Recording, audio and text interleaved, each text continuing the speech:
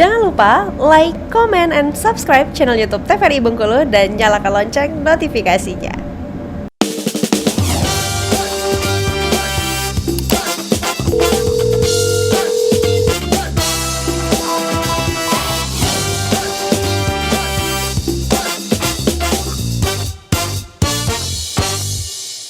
Ya pemirsa, kembali lagi di Dokter Kito bersama Kita Sehat. Nah, masih membahas mengenai Mpox, tapi tadi dokter sempat menyampaikan ya bahwa untuk penanganannya sebenarnya bisa sembuh sendiri asalkan imun itu bisa stabil gitu ya dok ya. Nah, bagaimana nih mempertahankan imun ini sendiri?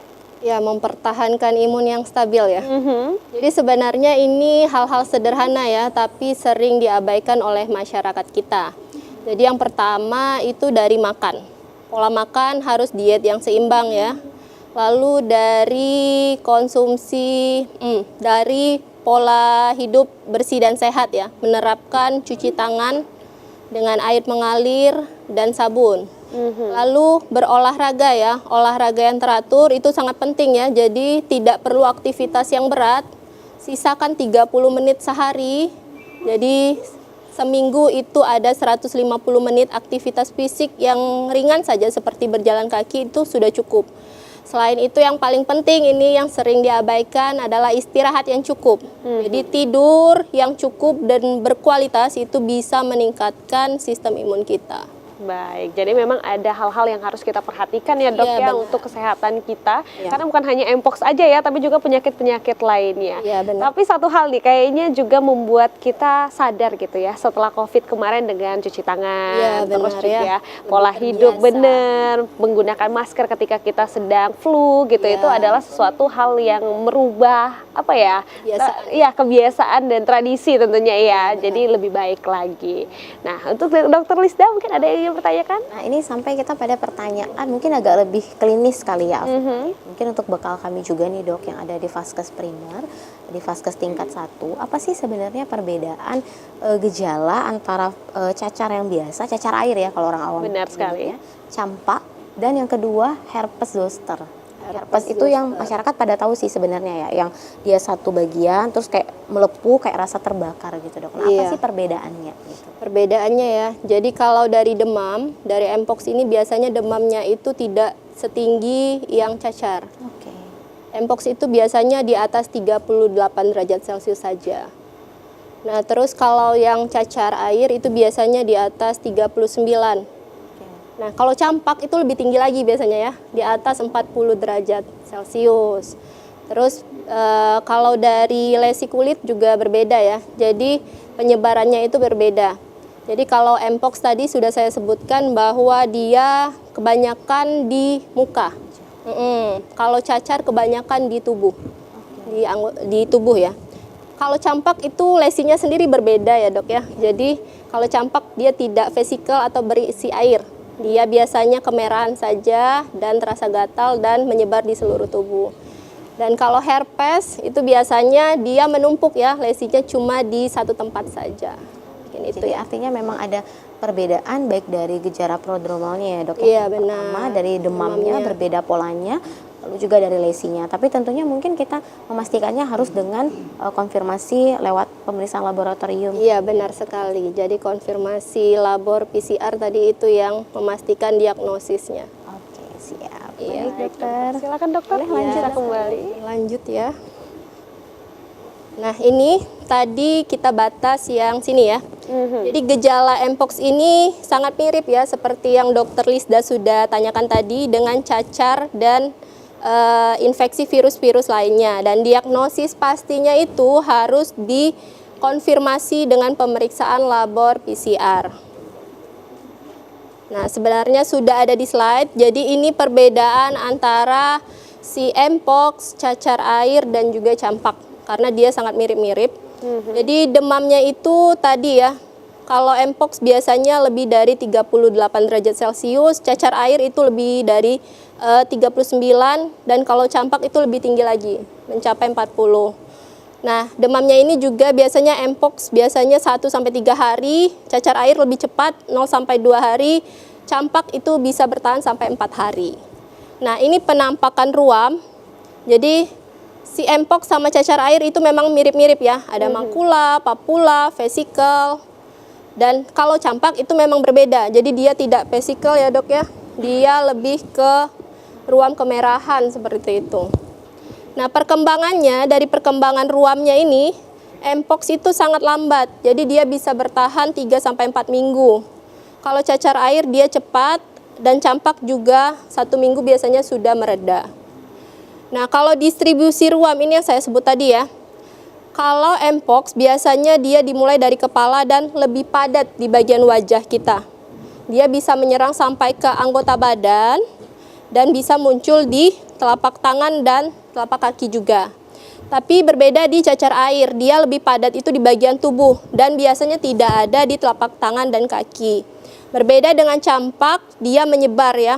Dan tadi ya, penampakan ruamnya juga sangat berbeda kalau dibandingkan dengan campak.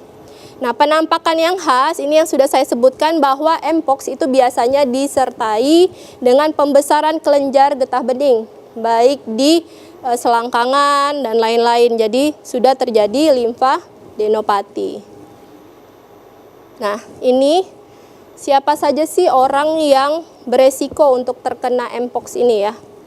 Jadi orang-orang beresiko itu adalah orang yang serumah atau memiliki riwayat kontak, termasuk juga kontak seksual dengan penderita. Dan termasuk di sini yang paling sering berkontak itu adalah tenaga-tenaga kesehatan. Dan di sini disebutkan bahwa bayi baru lahir, anak-anak, dan orang dengan gangguan kekebalan tubuh itu beresiko mengalami gejala yang lebih serius dibandingkan orang dewasa pada umumnya. Baik dokter, jadi artinya ketika kita ini pertama kali nih, kita kan sudah demam, terus juga kita mungkin untuk kemerahan sendiri itu ada di hari berikutnya ya dok ya. Apa sih hari yang pertama itu kita harus ngapain gitu? Apa kita harus langsung mengurung diri ataukah seperti apa nih dok? Iya, jadi kalau kita sudah merasakan ya ada gejala-gejala demam, kita harus seperti tadi ya menjaga imunitas. Jadi minum air putih yang banyak. Kalau demam itu yang pertama harus minum air putih yang banyak. Jadi tubuh kita secara tidak langsung terrehidrasi ya. Nah menjaga kontak itu tetap ya. Jadi kalau kita udah ngerasa nggak enak, batasilah kontak dengan orang-orang lain agar kita tidak menularkan lagi si virus ini. Ini saya lanjut aja tadi ya Mbak. Baik, dokter. Karena jawabannya ada di slide selanjutnya. Nah ini, apa yang harus kita lakukan jika terkena? Nah dari kontak erat ya. Jika kita ada riwayat kontak erat dengan penderita, kita harus melakukan pemantauan diri dari munculnya tanda dan gejala selama 21 hari tadi ya.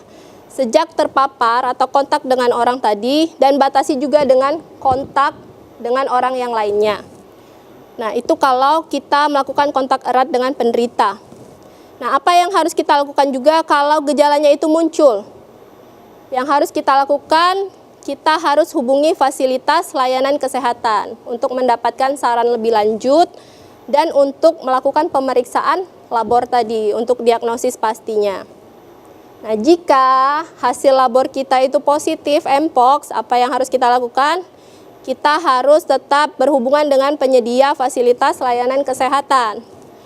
Karena dokter di fasilitas layanan kesehatan itu akan merekomendasikan kita harus melakukan isolasi mandiri kah, atau kita harus melakukan perawatan di rumah sakit seperti itu. Jadi yang memutuskan perawatan kita itu seperti apa tetaplah dokter ya. Dan kita harus memberitahu juga setelah kita mengalami sakit ini, kita sudah berkontak dengan siapa saja agar ditelusuri apakah orang yang berkontak dengan kita juga mengalami gejala yang sama seperti itu. Lanjutnya, nah ini ya pertanyaan yang paling sering muncul itu apakah ada vaksin dari mpox ini ya, seperti COVID itu sudah ada vaksinasi massalnya. Tapi kalau dari mpox, vaksin ini sudah ada, namun vaksin ini masih dikembangkan dan vaksin ini masih diberikan pada orang-orang yang beresiko saja. Jadi orang yang sudah riwayat kontak tadi itu beresiko baru diberikan vaksin. Nah, tapi sampai saat ini vaksinasi massal itu tidak dianjurkan. Baik, itu ya. Lalu, nah, ini ya, bagaimana sih pengobatan Mpox ini ya. Jadi yang sudah saya sebutkan tadi bahwa terapi Mpox itu adalah sebenarnya terapi suportif atau sesuai dengan gejala yang muncul. Dan dokter itu akan memutuskan apakah dibutuhkan antiviral atau tidak sesuai dengan stadium Mpox itu sendiri. Nah, ini ya, Mpox tadi dapat sembuh dan gejalanya bisa hilang dengan sendirinya asal kita menjaga sistem imun kita selama masa sakit kita. Apa yang harus dilakukan? Pertama, minum air putih yang cukup ya. Karena saya bilang tadi saat demam, tubuh kita itu butuh rehidrasi ya, air putih yang cukup. Makan yang baik, tidur yang cukup, dan saat kita melakukan isolasi, kita kan sudah melakukan isolasi ya kalau kita sudah melakukan pengobatan Mpox. Saat kita mengisolasi diri, kita harus tetap menjaga kesehatan mental kita. Jadi jangan terlalu banyak membaca Google, nanti takutnya malah banyak ya, pikirannya malah memperburuk sistem imunnya. Jadi kita harus menjaga kesehatan mental dengan melakukan hal-hal yang menyenangkan selama masa isolasi mandiri. Dan kalau bisa tetap berkontak ya dengan orang-orang yang kita cintai. Sekarang kan kita sudah di era teknologi yang sangat baik ya. Jadi tetap lakukan kontak melalui teknologi. Dan bisa lakukan olahraga jika merasa cukup sehat atau cukup fit. Nah, untuk ruam kulitnya, hindari untuk menggaruk ruam kulit tersebut. Dan kita juga merawat ruam itu dengan membersihkan tangan sesudah dan sebelum menyentuh ruam kulit itu. Dan kita juga harus menjaga kulit itu tetap kering dan tetap terbuka. Namun saat kita akan berkontak dengan tenaga kesehatan, usahakan itu ditutup ya, ditutup dengan jaket sehingga tenaga kesehatan itu juga tidak langsung berkontak dengan ruam kulit yang kita miliki. Baik dokter, nah ini kan harus tetap kering ya dok ya, ya artinya. benar. Nah apakah boleh pasien ini mandi nih? Seperti apa nih? Tapi tahan dulu nih, setelah jeda para berikut ini tetap di dokter kita.